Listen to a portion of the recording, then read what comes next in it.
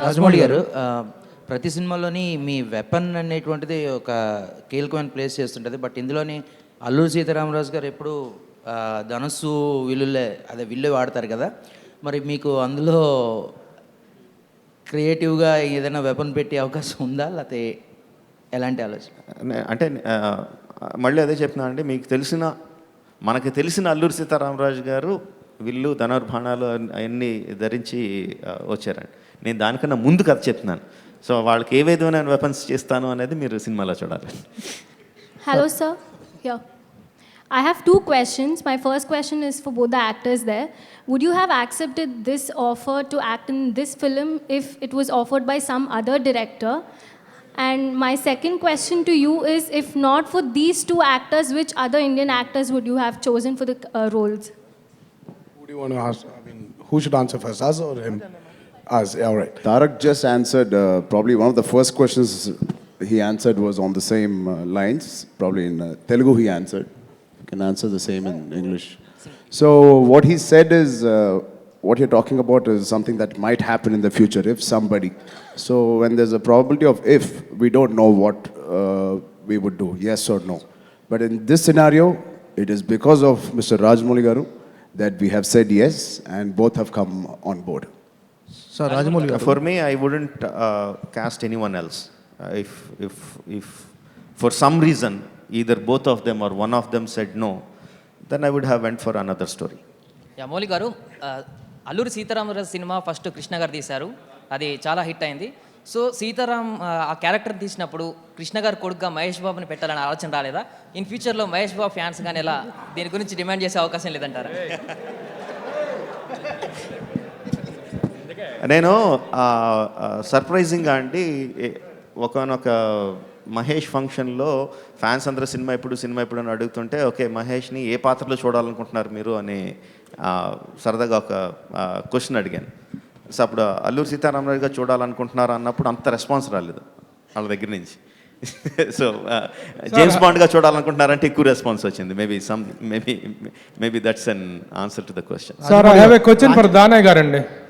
దానయ్య గారు, ఈ cinema start అయ్యి మంచి బజ్ క్రియేట్ అయిన సందర్భంలో 100 కోట్ల ఆఫర్ ఇస్తాం సినిమా వదులుకోమని చెప్పి మీకు ఆఫర్ వచ్చిందని ఇండస్ట్రీలో వినిపించింది. అది ఎంతవరకు నిజంగా వచ్చిందని కూడా తెలిసిందే, ఎందుకు వదులుకోలేదు మీరు? వచ్చింది కానండి, దానికోసం కాదు కదా, నేను ఎప్పటి నుంచో ఆయనతో ట్రావెల్ అవుతున్నా, ఆయనతో సినిమా తీయాలని, అది నా కోరికండి. దానయ్య గారు, మీ ఇద్దరు హీరోలు డైరెక్టర్ గారు డ్రెస్ కోడ్ మెయింటైన్ చేశారు, మీరు మెయింటైన్ చేయలేదేంటి? బ్లాక్ మనీ ఎక్కువగా వస్తుంది కాబట్టి, తప్పండి, అంత డబ్బు వెనకేసుకోవాల్సి వస్తుంది కాబట్టి. సార్ వీళ్ళిద్దరు స్క్రీన్ నేమ్స్ ఏంటో చెప్తారా సార్? సారీ అండి, వీళ్ళిద్దరు స్క్రీన్ నేమ్స్ హీరోలు ఇద్దరే అదే అండి, same Ramaraju and Komaram Bheem. Sir Rajamouli గారు, చరణ్ గారు, ఒక లాస్ట్ క్వశ్చన్ సార్, వీళ్ళిద్దరి టైటిల్స్లో వీళ్ళిద్దరిలో ఫస్ట్ టైటిల్ ఎవరిది వస్తుందండి? సార్ రాజమౌళి గారు, ఫస్ట్ సినిమాలో ఎవరు అపీర్ అయితే వాళ్ళది వస్తుంది sir in order of cost in order of appearance అని ఎప్పుడో కనిపెట్టి ఇంగ్లీష్ వాళ్ళు కూడా ఆ ప్రాబ్లం వచ్చి అది కనిపెట్టారండి, ఇన్ ఆర్డర్ ఆఫ్ అపీరెన్స్ అని చెప్పి. సార్ రాజమౌళి గారు, నేను తర్వాత నెమ్మదిగా నెక్స్ట్ ఆ సీన్ ఏంటండి అని అడుగుతారు. సార్ రాజమౌళి గారు పర్టికులర్గా అల్లూరి సీతారామరాజు క్యారెక్టర్కి రామ్ చరణ్ గారు, కొమరం భీమ్ క్యారెక్టర్కి ఎన్టీఆర్ గారిని పర్టికులర్గా ఈ క్యారెక్టర్స్కి వాళ్ళని అనుకోవడానికి రీజన్ ఏంటంటే, అల్లూరి సీతారామరాజుగా చరణ్, ఎన్టీఆర్ కొమరం భీమ్గా అనుకోవడానికి రీజన్ ఏంటి సార్? అంటే వాళ్ళ బాడీ లాంగ్వేజ్ అలా ఏమన్నా సెలెక్ట్ చేసుకున్నాయా?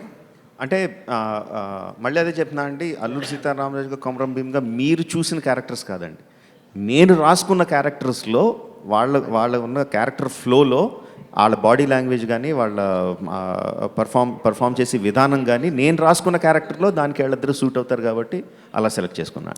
బాహుబలి ఇప్పుడు 2020 వరకు, జూలై వరకు వీళ్ళని ఇద్దరిని బ్లాక్ చేయటం అనేది ఎంతవరకు కరెక్ట్ అండి?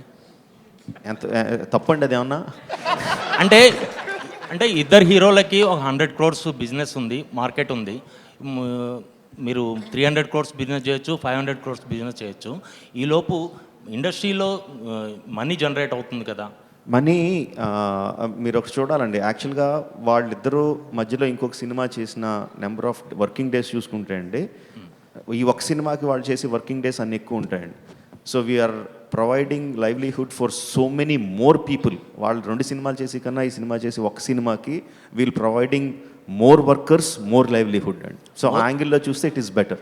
అంటే మన పర్స్పెక్టివ్ అండి, మన పర్స్పెక్టివ్. యాజ్ ఎ వ్యూయర్గా ఇద్దరిని ఒక 2 సినిమాలు చూడాలి ఇయర్కి అనే ఒక యాంగిల్ ఉంటుంది కదా, దాని గురించి అడుగుతున్నాను. 2 సినిమాలు ఓకే.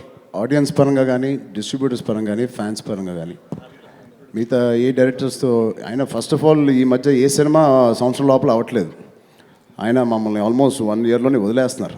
ఇంకోటి అది పక్కన పెడితే వదిలేస్తున్నారు కదా. రాజమౌళి గారు వాళ్ళిద్దరిని ఎప్పుడు అది పక్కన పెడితే అండి, ఆయనతో ఎప్పుడు సినిమా చేసినా ఏ డైరెక్టర్ అయినా, ఏ ప్రొడ్యూసర్కైనా, ఏ హీరోకైనా అదొక 10 సినిమాలు 10 సంవత్సరాల వరకు గుర్తుండిపోయే సినిమా అవుతుంది. రెవెన్యూస్ కూడా ఒక ఆల్మోస్ట్ ఒక 5 to 10 years, 5 to 7 years వరకు దాన్ని కొట్టే నెక్స్ట్ సినిమా కూడా మనం చూడలేదు. సో ఏం చేసినా ఆయన ఇంటూ 3 ఇంటూ 4 అవుతుంది. సో అన్ని పరంగా ప్లస్ అన్ని రోజులు షూటింగ్ చేస్తున్నాం కాబట్టి అంతమంది కార్మికులకి, అంతమంది ఎవరైతే పని చేస్తున్నారో అంతమందికి అంత బతుకు తీరు అన్నీ జరుగుతున్నాయి కదండి. సో మాకైతే అసలు కంగారు లేదు. ఇంకా వెరీ హ్యాపీ. ఇంకా ఎన్ని రోజులు తీసినా మాకు వెరీ వెరీ హ్యాపీ. మాకు కూడా కొంచెం ఎడ్యుకేషన్ హాలిడే కదండి ఇది. తొందరపడకుండా ఊరికే కంగారుగా చేసేయకుండా ఇక్కడ కూర్చుంటే కనీసం నేర్చుకుంటున్నాంగా కొత్తవి ఏం చేయాలో. బహుశా ఇదే మా నెక్స్ట్ ఎడ్యుకేషన్ హాలిడే అంటాం దీన్ని మేము. స్కూల్ ఎక్స్కర్షన్ కి తీసుకెళ్ళి. రాజమౌళి గారు, చరణ్, మీరు మగధీర తర్వాత ఫ్యాంటసీ అండ్ హిస్టారికల్ ఫిల్మ్ చేయలేదు. ఆ సినిమాకి రాజమౌళి డైరెక్టర్. యమదొంగ తర్వాత తారక్ కూడా చేయలేదు. మళ్ళీ ఆయన తర్వాత వాళ్ళెవరు శక్తి మర్చిపోయారేంటి? వాళ్ళెవరు కన్వీనియంట్గా మీరు మర్చిపోయినా నేను మర్చిపోను. హలో రాజమౌళి గారు, మీరు సినిమాలో కత్తి యుద్ధాలు ఉన్నా, గొర్రెల స్టార్లు ఉన్నా మీరు ముందు నేర్చుకుంటూ ఉంటారు. ఈ సినిమాకి మీరు ఏం నేర్చుకున్నారు? అదంతా ఒకప్పుడు అండి, ఇప్పుడు ఏం అవ్వట్లేదు. సార్ రాజమౌళి గారు, క్వశ్చన్స్ అండి ఫర్ ద మీడియా. రాజమౌళి గారు, బాహుబలి సినిమా ఆల్ లాంగ్వేజ్లో కలిపి 2000 కోట్ల వరకు కలెక్ట్ చేసింది సార్ కమర్షియల్గా. ఇది దానికి మించి ఎక్స్పెక్ట్ చేయొచ్చా? కమర్షియల్గా దీని రేంజ్ ఎంత ఊరుకుంటూ పోతుందని మీరు ఎక్స్పెక్ట్ చేస్తున్నారు? అండి ఎప్పుడు మన ఆశ ఏమో 10,000 కోట్ల దగ్గర ఉంటుందండి. ఆశకి ఎంతన్నా ఉంటుంది కండి, ఆశకి హద్దు లేదు, ఎంతన్నా ఉంటుంది. భయం ఏమో మనం ఎంత ఖర్చు పెట్టాం ముందు అంత వచ్చేస్తే చాలు, తర్వాత సంగతి తర్వాత అనుకుంటామండి. రియాలిటీ ఆ మధ్యన ఎక్కడో ఉంటుందండి. అది మనకి సినిమా చివరికి వచ్చేసరికి కానీ రిలీజ్ అయిన తర్వాత కానీ మనకి రియాలిటీ ఏంటో తెలియదండి. మధ్యలో అదంతా జస్ట్ ఊహాగానాలు అంతే అండి. So doesn't make any. Sir, workshops చేశా అన్నారు కదండి, ఎలాంటి వర్క్షాప్స్ అవి? వాటి గురించి ఏమైనా చెప్తారా? మా బేసిక్ చేసింది యాక్టింగ్ వర్క్షాప్స్ అండి. అంటే ఇప్పుడు ఒక క్యారెక్టర్ మనం పోర్ట్రే చేసేప్పుడు ఆ క్యారెక్టర్ ఒక నడక ఎలా ఉంటుంది, నడత ఎలా ఉంటుంది, జీవన విధానం ఎలా ఉండింది వాళ్ళది. పైగా ఎందుకంటే ఇప్పుడు మేము పోర్ట్రే చేసే క్యారెక్టర్స్ కూడా ఇప్పుడు ఆయన చెప్పినట్టు హీరోస్ అవ్వక ముందు, వారి పోరాటం వాళ్ళు చేయక ముందు ఏం జరిగిందన్నప్పుడు మాకు ఒక రెఫరల్ పాయింట్ లేదు. నిజంగా అల్లూరి సీతారామరాజు గారిది, కృష్ణ గారి సీతారామరాజు సినిమా చూస్తే ఓకే ఇలా ఉండొచ్చేమో అనిపిస్తుంది. బట్ మనం చేసేది అది కాదు.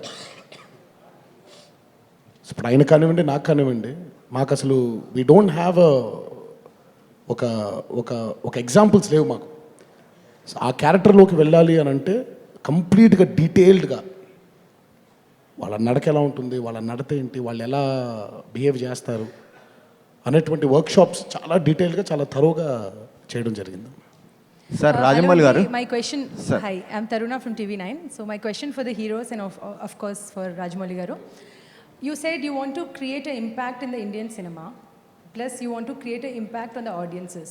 I want to know, what does both of you have to say? What is the echo of your heart? What kind of impact do you think? Like, you're already acting, you're already shooting, so you must be knowing back of your mind that there will be some impact. What is your impact, both of you, as an actor? The impact, I'm going to steal what Jakanna said. The impact of RRR is that India will know about Telugu heroes. Not Telugu heroes. Telugu heroes. In general, about Sita Ramaraj garu and about Komaram Bhim garu. So it is not this heroes, it is those heroes.